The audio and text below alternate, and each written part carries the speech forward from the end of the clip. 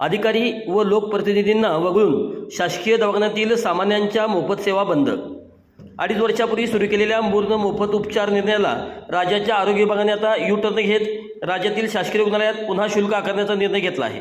प्राथमिक आरोग्य केंद्रापासून जिल्हा व महिला रुग्णालयापर्यंत नवे दर लागू होणार असून बाह्य रुग्ण विभागातील केस पेपरसाठी 5 रुपयापासून ते साध्या प्रत्यारोपण शस्त्रक्रियेसाठी 40,000 रुपयापर्यंत शुल्क आकारले जाणार आहे। तत्कालीन आरोग्यमंत्री तानाजी सावंत यांनी राज्यातील सर्वच आरोग्य विभागाच्या रुग्णालयात धाडसी निर्णय घेत मोफत उपचार सुरू केले होते। त्याची अंमलबजावणी 15 ऑगस्ट 2023 मध्ये सुरू झाली। तेव्हापासून आतापर्यंत सर्वच ठिकाणी मोफत उपचार होतात।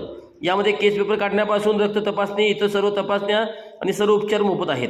परंतु गेल्या काही दिवसात ही संकल्पना व्यवहार्य ठरत असल्याचा साक्षात्कार आरोग्य विभागाला झाला आहे। अलीकडे जारी केलेल्या शासन निर्णयानुसार आता उपचारासाठी दर लागू केले आहेत।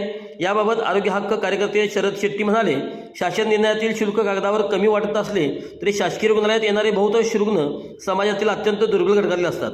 त्यासाठी मोफत उपचार असावेत।